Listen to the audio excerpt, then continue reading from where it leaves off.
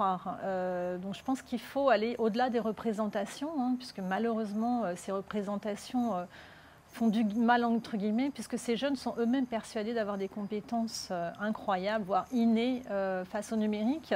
Mais au même titre qu'on n'est pas en sachant parler ou en sachant marcher, hein, il y a tout un apprentissage qui doit être réalisé à ce titre, le numérique doit faire aussi l'objet d'un apprentissage. Donc ces jeunes de la génération dite Y doivent aussi faire un apprentissage face au numérique.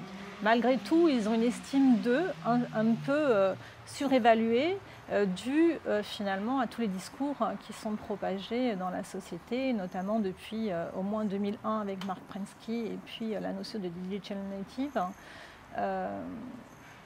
Quand on interviewe les étudiants ou les jeunes, quand on leur demande si finalement ils se sentent capables de faire telle ou telle chose avec les ressources numériques, en général ils disent bah oui, je suis un jeune, donc forcément je vais y arriver. Ce qui n'est pas toujours le cas et ce qui a été un peu prouvé dans le cadre de mes recherches, notamment dans mes recherches doctorales.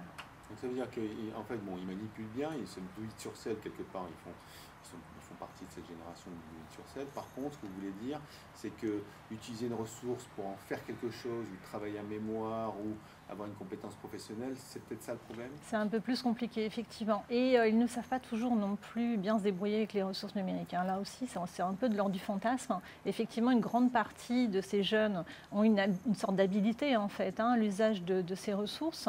Malgré tout, ils ne sont pas tous comme ça, hein. Il y a quand même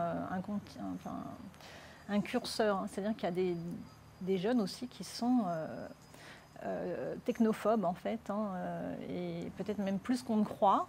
Donc tout le monde n'a pas cette sorte d'habilité. Et au-delà de cette notion d'habilité d'usage, effectivement, il y a un souci de savoir quoi faire de ce qu'on trouve sur le net, notamment pour la recherche d'informations. Ils sont souvent un peu débordés, hein, par cette information massive et n'ont pas toujours le recul critique en fait, par rapport à l'information. Manque d'éducation aux médias. Exactement, exactement. Par contre, vous dites donc au sein de cette population de jeunes, est-ce qu'on a une fracture numérique au sein même de cette population? Oui. On a des illettrismes numériques, y compris chez les 15-25 ans? Effectivement, alors c'est plus la fracture numérique telle qu'on l'a questionnée ces dernières années, hein, donc c'est plus par rapport à l'usage des ressources numériques, mais vraiment à savoir ce qu'on fait de ce que l'on trouve sur ces ressources ou grâce à ces ressources. Effectivement, ça touche toute la population, c'est-à-dire que maintenant on ne peut plus dire que ce sont les CSP moins en fait qui ont des difficultés d'avoir un retour critique sur l'information, mais ça touche vraiment l'ensemble de la population, d'où l'intérêt finalement de positionner des formations sur la recherche critique, sur de l'information sur le web notamment, et puis une éducation aux médias. Est-ce que les jeunes sont des consommateurs BA numériques? C'est ça que vous voulez dire? On pourrait dire ça en quelque sorte.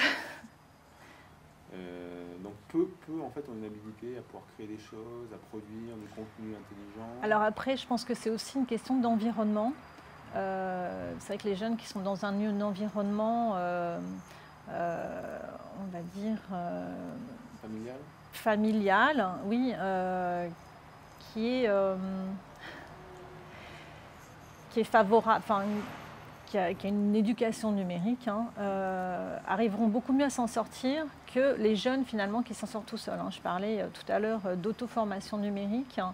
Le souci, c'est qu'on peut tout trouver sur le net, dans n'importe quel pays, dans n'importe quelle langue, sur n'importe quel domaine.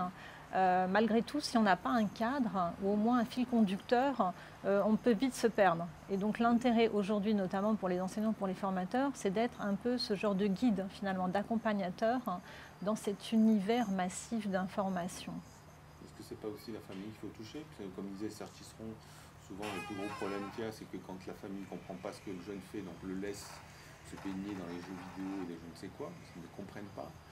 Alors qu'effectivement, une famille qui est un peu plus branchée numérique, il y a peut-être moins de problèmes parce qu'effectivement, ils arrivent à appréhender le plus et le moins de ce que fait le gamin.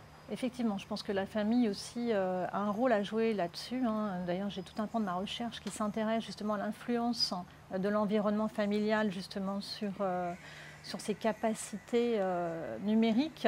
Malgré tout, ça n'est pas toujours évident, hein, parce qu'il y a des familles non plus qui n'ont pas la capacité non plus d'accompagner ces jeunes. Donc c'est toujours le discours un peu compliqué. Je pense que c'est un problème sociétal, effectivement. Il faut que chacun, finalement, essaye d'avoir un rôle et de prendre part à cette éducation-là.